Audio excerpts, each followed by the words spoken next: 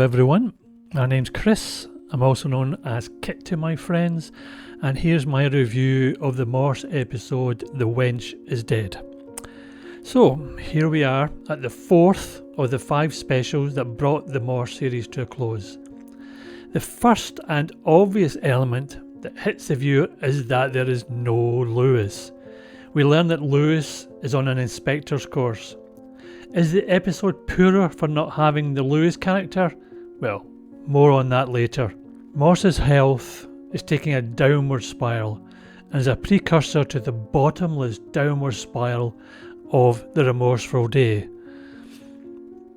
Colin Dexter appears to have been inspired by the Josephine Tey novel The Daughter of Time, published in 1951. In that novel, an Inspector Grant is in hospital recovering from a fall through a roof. Inspector Grant investigates the famous historical mystery of who murdered the princes in the tower. Dexter's The Wench is Dead is based on a real-life mystery, the 1839 murder of Christina Collins, allegedly by canal boatmen when she was travelling on the Trent and Mersey Canal.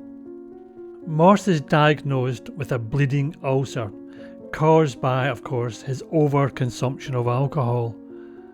While recovering in hospital, Morse reads Van Buren's, who's played by Lisa Eichhorn in the episode, her book on Victorian investigation techniques, which details the 1859 murder of Joanna Franks, whose body was found floating in the Oxford Canal.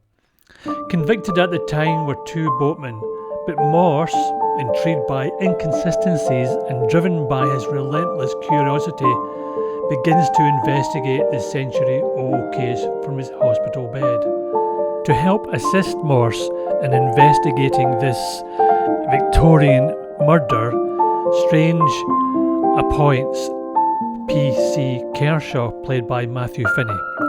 Matthew Finney does give a very appealing performance as Kershaw, but he doesn't actually have the history that Lewis has with Morse. Wench is Dead stands out as one of the more intellectually engaging and emotionally resonant episodes of the beloved British television series Inspector Morse. This episode takes a unique turn from the usual murder mysteries set in contemporary Oxford to delve into a historical cold case that challenges both Morse's detective skills and his personal resilience. The theme of The Wench is Dead explores the persistence of truth and justice, even across the bounds of time. The intricate episode weaves between the past and present, and it showcases Morse's meticulous nature and, of course, his dedication to uncovering the truth, regardless of his physical limitations. The theme of The Wench is Dead explores the persistence of truth and justice, even across the bounds of time.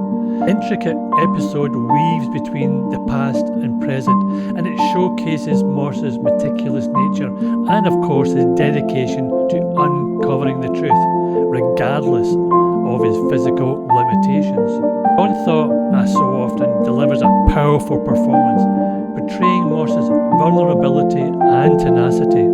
His portrayal captures the essence of a man whose mind remains sharp and determined even as his body falters. The supporting cast, including Matthew Finney, complement Thaw's performance. However, P.C. Kershaw doesn't, as I said, have that history with Morse, and he doesn't have that man of the people appeal that Lewis does. One of the great elements of the Morse series was the seemingly incongruous nature of the Lewis and Morse characters. Morse is a university man, intelligent, contemplative, impulsive and lonely. Lewis is street smart, methodical, empathic and a stickler for the roles, and happily married. P.C. Kershaw is a university man who's still in the proverbial short trousers when it comes to policing, and I never felt Morse and Kershaw made a real connection in this unconventional investigation.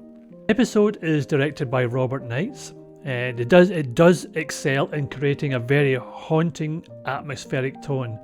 The juxtaposition of the modern day hospital setting with flashbacks to Victorian England is handled deftly, creating a seamless narrative flow. The use of period accurate costumes and sets for the flashbacks adds a layer of authenticity and immersiveness. Screenplay adapted by Malcolm Bradbury, it does stay true to Dexter's original novel while translating the story effectively to the screen. The pacing is deliberate, allowing viewers to savour the unfolding mystery and the meticulous unravelling of clues. Dialogue is sharp, reflecting Morse's wit and intelligence, and the interactions between characters are both poignant and thought-provoking, especially in the scenes involving Adele. The Wench is Dead is a standout episode for many Morse fans, but not for me. It is a good episode, but in my opinion not a great one. Unlike the episodes, for example, Masonic Mystery, Second Time Around, Death Is Now My Neighbour, that exemplify an Inspector Morse timeless classic, for me The Wench is Dead doesn't reach those heights. Now the episode does combine historical intrigue with compelling character study, offering viewers a mystery that is both intellectually satisfying and emotionally engaging. For fans of the series, this episode is a testament to the enduring appeal of Morse's quest for truth and justice, no matter how cold the case may be. However, I don't believe any newcomers to the series on watching this episode would be rushing toward watching any of the other 32 episodes. Also, the ending of the episode for me lets the whole episode down. There is nothing that can be done to change the past, and all the parties involved in that Victorian murder are long deceased, and so this makes the outcome of the episode appear like a futile journey. So, thank you for watching and listening. I hope you enjoyed my review. Do you agree or disagree with my review? Let me know in the comments.